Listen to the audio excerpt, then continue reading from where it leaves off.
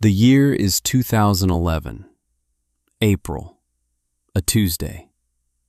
The air in the lawyer's office smells of old paper and furniture polish. Sunlight cuts through the blinds. It lays stripes across a mahogany table. 3 men sit at the table. One is a lawyer, young, his suit a little too new. Another is an accountant, older, tired. The third man is Arthur Pritchard, 78 years old. He has been the county's auctioneer for 52 of them. His hands are thick, calloused from a life of work. They rest on the table, still. Today, he is selling his life's work, Pritchard Auctions.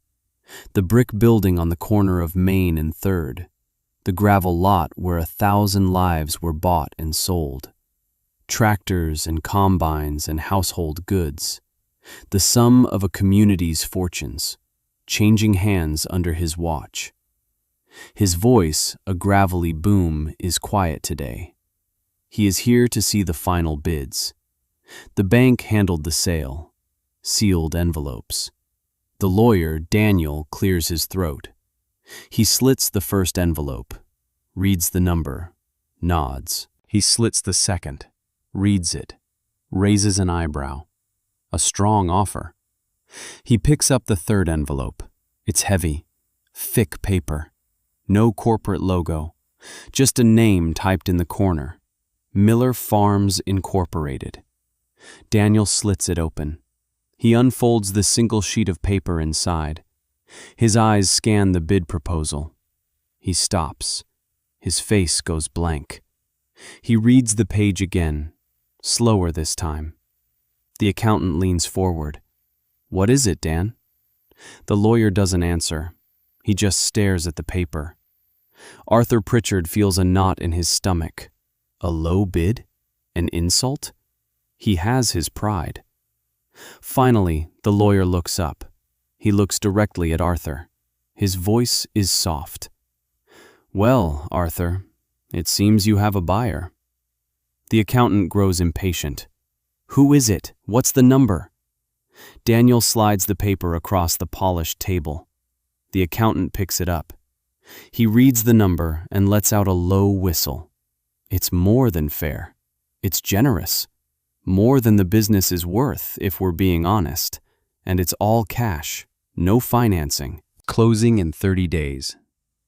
Arthur Pritchard feels a wave of relief, followed by curiosity. Miller Farms. He knows the Millers, good people, old family, but he didn't know they were in a position for this. He reaches for the paper. His thick fingers trace the typed letters. Miller Farms Incorporated. Proprietor, Thomas Miller. Arthur looks at the lawyer. Thomas Miller? Young Tommy Miller? The lawyer nods. That's the one. Arthur Pritchard leans back in his chair. The sunlight stripes move across his face. He says nothing, because he is remembering a different day, a hot day in August, 1971, a foreclosure auction. A 17-year-old boy with threadbare clothes, one arm, standing in the dust, making a bid so small, so hopeless. Arthur had laughed, not a cruel laugh, a kind one, a gentle chuckle to dismiss the boy, to save him from embarrassment. Now, 40 years later, that boy was buying his world with cash. This is a story about that gap. The gap between the boy who was laughed at and the man who owned the auction house. It's a story about the quietest revenge of all, proving someone wrong, someone who thought they were being kind.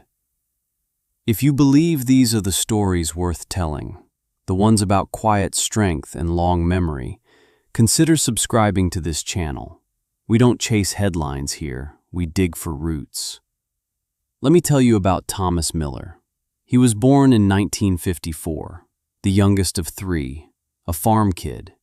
He knew the smell of diesel and damp earth before he knew his own name. His world was 320 acres of Iowa black dirt, corn and soybeans, a small herd of dairy cows. His father, John Miller, was a good farmer, not a great businessman.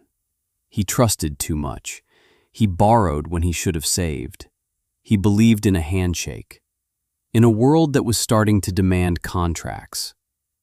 In the winter of 1968, when Tommy was 14, there was an accident. A corn auger. A moment of distraction. A single terrible mistake. It took his left arm, just below the elbow. The doctors said he was lucky to be alive. The neighbors brought casseroles and whispered in the kitchen. A one-armed boy can't farm. What will John do? It's a tragedy. Tommy heard them. He lay in his bed and stared at the ceiling. He felt the empty space where his arm used to be. It felt like a hole in the world. His father sat by his bed one night. He didn't say much. John Miller wasn't a man of many words. He just held his son's remaining hand. He said, "You have one good arm, son. That's one more than some men get. We'll make it work." They did make it work.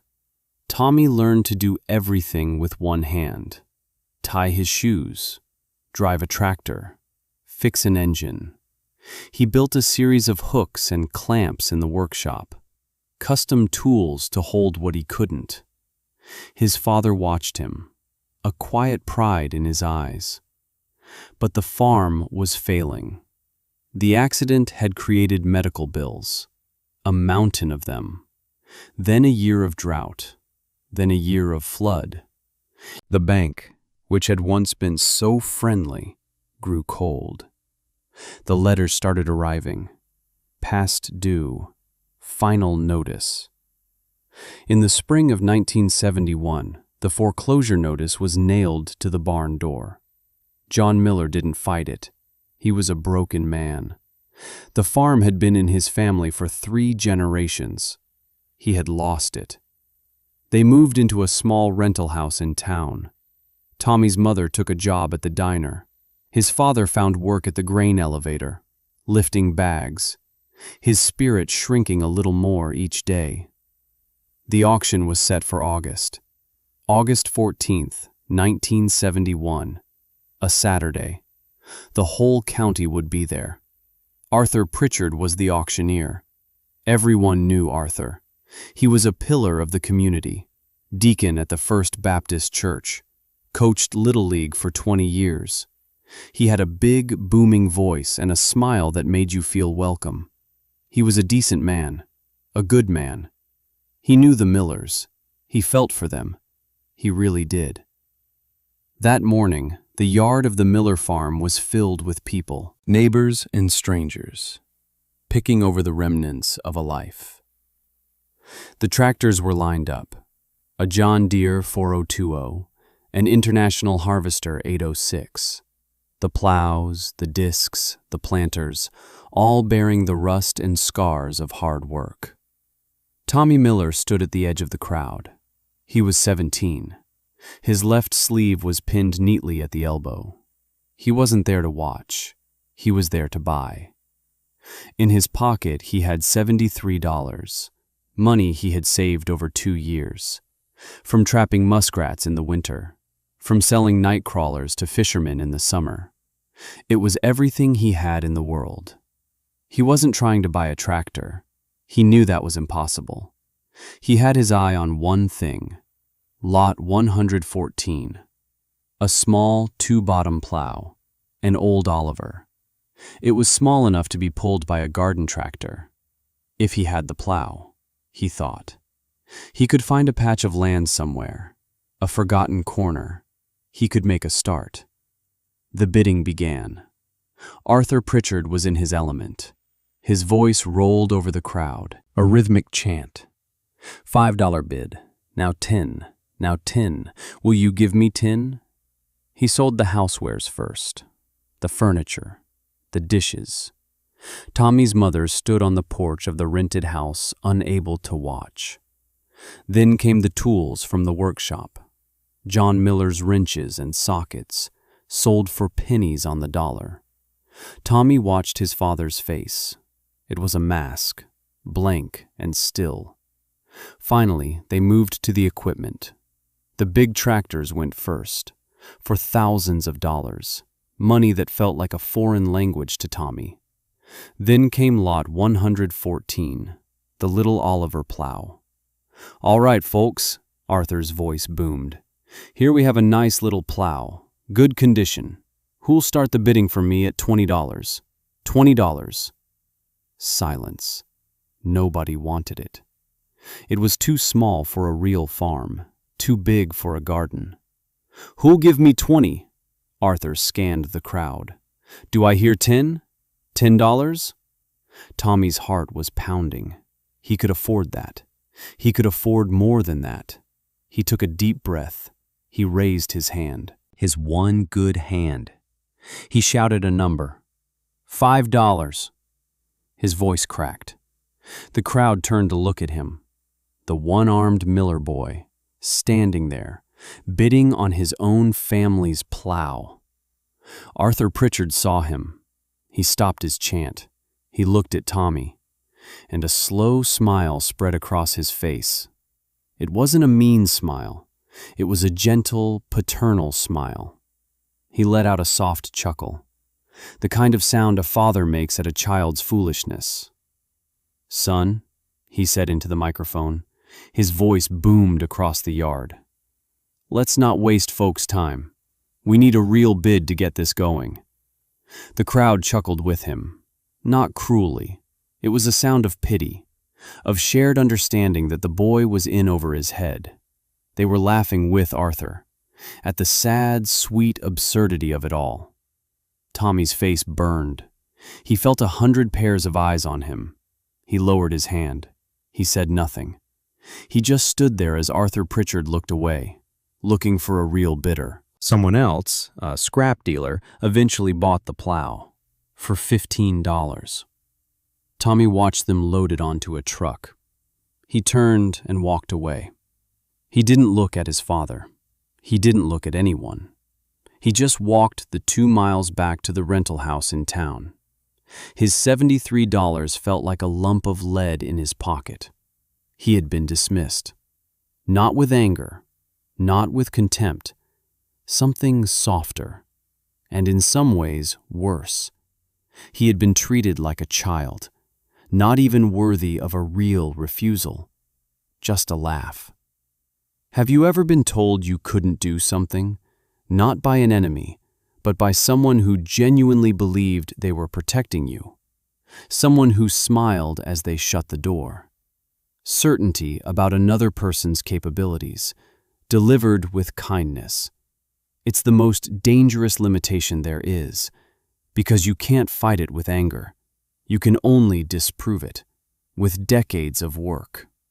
Tell me in the comments, has a kind no ever fueled you more than an angry one? Because for Tommy Miller, that laugh was the starting gun for the rest of his life.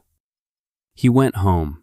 His grandfather was sitting on the porch swing, a man named Elias Miller. He had lost his own farm in the 30s. He knew the taste of ashes. He saw the look on Tommy's face. He didn't ask what happened. He knew. Tommy sat on the steps. He didn't speak for a long time.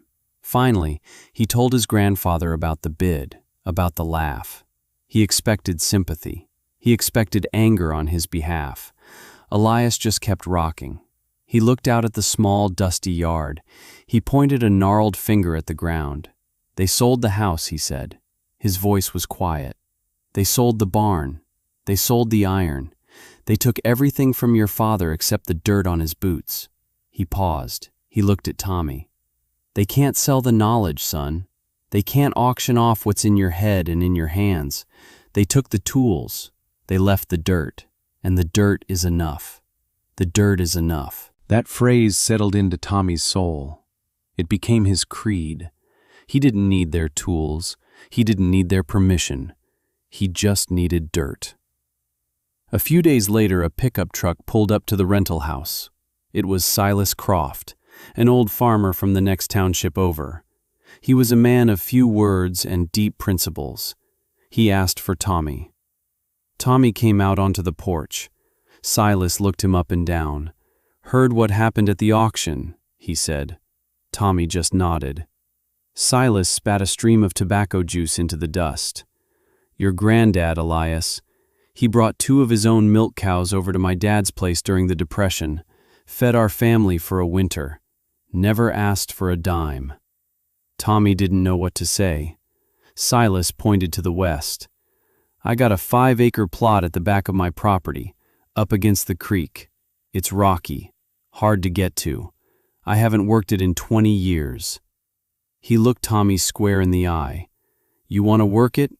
You can. Keep what you make. Just clear the rocks for me." Tommy felt something he couldn't quite name, a flicker of hope. He didn't have a plow, he didn't have a tractor, he didn't have seeds. He had nothing. He looked at Silas. "I'll take it." Silas nodded once. "Figured you would." And that's how it started. Not with a bank loan, not with a grand plan, but with 5 acres of forgotten rocky ground and a debt from a generation before. Let me tell you about the next few years, because this is where the story becomes bigger than one boy's pride. This is about ingenuity born from exclusion. Tommy needed a plow. The scrap dealer who bought the Oliver wanted $50 for it. Tommy had $73. But he also needed seed and gas, so he went to the town dump. Day after day, he scavenged. He found an old single-furrow plow from the 1940s. The frame was bent. The share was broken. He dragged it home. In the small garage behind the rental house, he built a workshop. He bought a used stick welder for $10. He taught himself to weld. His beads were ugly, but they held. He heated the plow frame with a torch and straightened it with a sledgehammer. He bought a new plowshare for $12. He mounted it. It wasn't pretty, but it was his. He needed a tractor. He couldn't afford one, but Silas had an old Alice Chalmers Model G sitting in a shed. It hadn't run in a decade, the little tractor with the engine in the back. Silas said if he could get it running, he could use it for a share of the crop. Tommy spent a month on that engine. He took it apart piece by piece, cleaned the carburetor with a guitar string, fashioned new gaskets out of cork. He used his one hand with a surgeon's precision. His custom-made hooks and clamps were his other hand. He held wrenches in his teeth. He learned the machine from the inside out. One afternoon, it fired up. A puff of blue smoke, a sputtering cough, then a steady rumbling idle. The sound of possibility. He spent the rest of that fall clearing rocks from the 5 acres, by hand. One arm. He built a stone boat out of scrap lumber and dragged them to the edge of the field. He built a wall, a monument to his own labor. By spring, the field was ready. He bought soybean seed, planted it with a push planter he borrowed. He cultivated it with that old Alice Chalmers, the little tractor chugging along. Arthur Pritchard drove by Silas Croft's farm sometimes. He'd see the boy out there, a tiny figure on a tiny tractor in a tiny field. He'd shake his head, a sad smile on his face. Poor kid. He just can't let it go. He saw effort. He didn't see investment. He saw a hobby. He didn't see a beginning. That fall, Tommy harvested his first crop. He didn't have a combine. He cut the soybeans by hand, with a scythe. He threshed them on a tarp with the back of a shovel. It took him weeks. He ended up with 94 bushels. He sold them at the co-op. His net profit, after paying Silas his share and covering his costs, was $420. He held the cash in his hand. It was the most money he had ever seen. He felt its weight. It wasn't just money. It was proof. The dirt was enough. He went to Silas, gave him his share. Silas counted it, nodded. "You did good, son. That land hasn't produced that much in 50 years. What are you going to do with your end?" Tommy didn't hesitate. "I want to buy the land and the tractor." Silas looked at him, surprised. $400 won't buy you 5 acres, Tommy. Not even this rocky patch." Tommy looked him in the eye. "No, sir, but it's a down payment. I'll work the rest off." Silas was quiet for a long time. He looked at the rock wall Tommy had built. He looked at the clean field. He looked at the boy's one good hand, calloused and stained with grease. "No need for that," he said finally. "The land is yours. 400 is the first payment. Pay me the same amount every year for the next 10 years, no interest. That's the deal my dad would have made with your granddad." And just like that, Tommy Miller was a landowner. He owned 5 acres of the worst land in the county. But it was his, bought with cash, earned with his own 2 hands. One of them anyway. And so it began, the quiet expansion, the slow, methodical growth that nobody noticed, until it was too big to ignore. The next year, he planted corn. He used the profit to buy the 10 acres next to his. Scrubland. Nobody wanted it. He paid cash. He cleared it himself. 1975. 15 acres. He bought a used 2-row corn planter, a broken one. He fixed it. He paid cash. His yields were higher than anyone expected, because he walked his fields every day. He knew every rise, every low spot. He wasn't farming by the book. He was farming by the dirt. 1978, 30 acres. He bought his neighbor's back 40. The neighbor was retiring. His kids didn't want the farm. Tommy paid cash. He bought a bigger tractor, a Farmall 460, used, cash. Arthur Pritchard would see him at the diner sometimes. Tommy would be sitting in a booth, alone, reading a farming journal. Arthur would nod. "Hello, Thomas." Tommy would nod back. "Mr. Pritchard." That was all. No anger in Tommy's eyes, no resentment, just a quiet, unnerving focus. Arthur saw a young man making a go of it. He was happy for him, in a distant, paternal way. He had no idea of the scale. He didn't see the numbers in Tommy's ledger. The contrast math was devastating. Tommy's input costs were a fraction of his neighbor's. He used older, smaller equipment that he maintained himself. No debt. No massive payments to John Deere. He built his own sprayers, modified his own planters. His net profit per acre was double, sometimes triple, the county average. While other farmers were getting bigger, taking on more debt, buying the newest, shiniest machines, Tommy was buying land, quietly, piece by piece.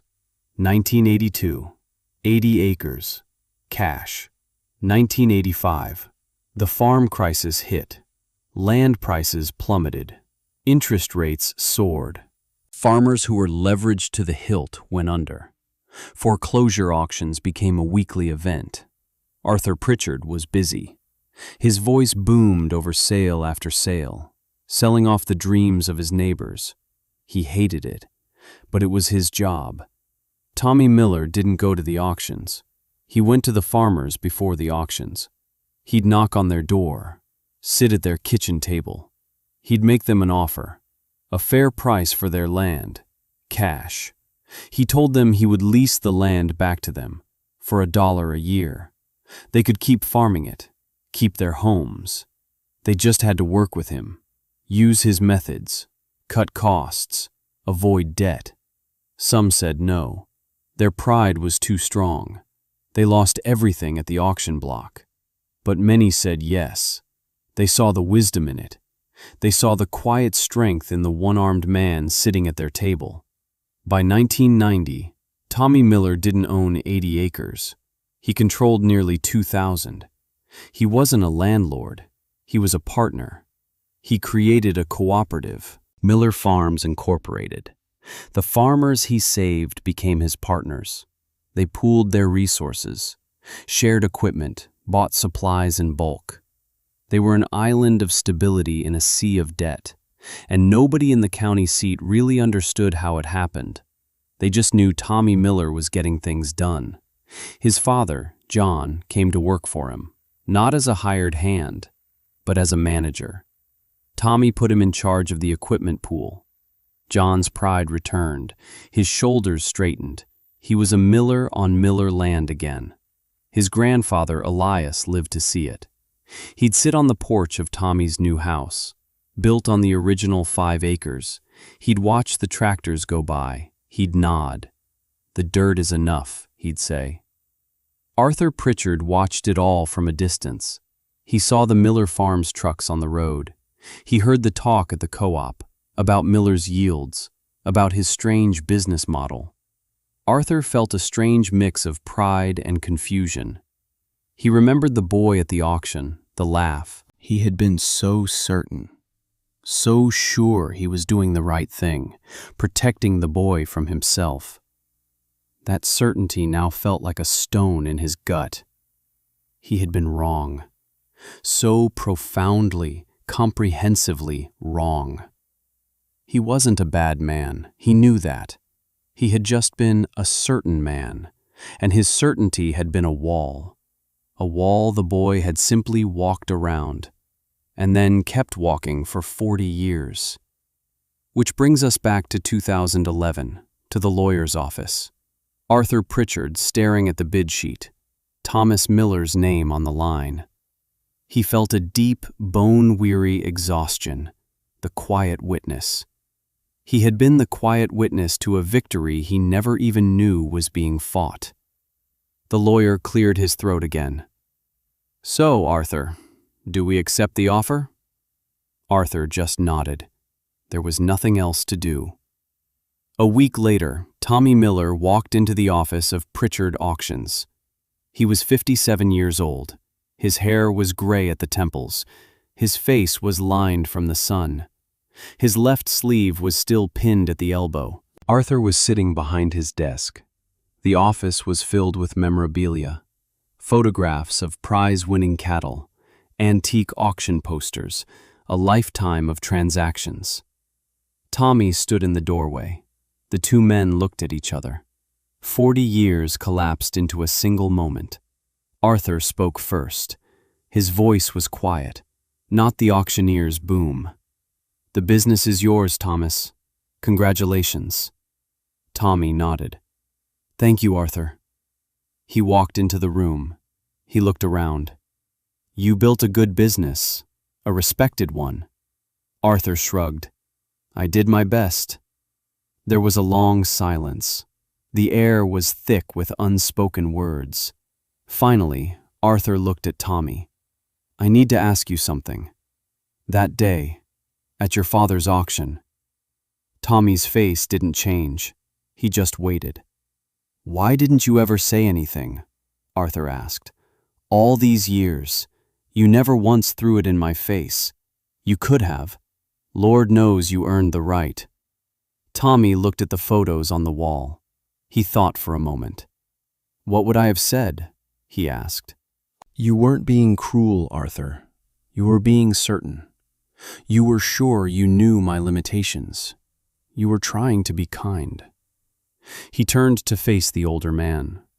"And proving someone wrong who thinks they're being kind, that's the loneliest fight there is. You don't win it with words. You can't. Words just bounce off of certainty." Arthur felt the truth of that statement in his bones. Tommy continued. "You win by building something so solid, so real, that their certainty has to break against it. It just takes a long time, a lifetime." Arthur Pritchard, the man whose voice had commanded crowds for 50 years, had nothing to say. He just nodded. He understood. This wasn't revenge. This was a reckoning. A quiet, devastating correction of the historical record. Tommy looked around the office again. "I'm not changing the name," he said. Arthur looked up, surprised. "It will be Miller and Pritchard Auctions. Your name deserves to be on the sign. You were a part of this town for a long time, and I'm not asking you to leave. I'd like you to stay on, as a consultant, if you're willing." Tears welled in Arthur Pritchard's eyes. He didn't understand. "Why?" he asked. "After what I did?" Tommy's expression softened. "Because you were the start, Arthur. You gave me the fuel. You just didn't know you were doing it. Every time I bought a piece of land, every time I paid with cash, I thought of you. I thought of that laugh. It kept me from ever borrowing a dime. It kept me from ever depending on anyone else's approval. You taught me that self-sufficiency is the only real freedom. You were my best teacher, and I never even paid you for the lesson. But that's not the end of the story, because a legacy isn't what you acquire, it's what you give away." Tommy Miller didn't just buy an auction house, he transformed it. The first thing he did was start a new tradition. At every farm auction, the first item up for bid was always a single essential hand tool. A wrench, a hammer, a shovel, and the auction was open to kids only. Anyone under 18, with a $5 bill in their pocket, could make a bid. And he created something else. He called it the First Bid Fund. He seeded it with $100,000 of his own money. It was a microloan program for young farmers. Anyone under 25 could apply. They didn't need a credit score. They didn't need collateral. They just needed a plan and a piece of land to work, even 5 rocky acres. The loans were for a maximum of $5,000, enough to buy an old tractor, a used plow, enough for a start.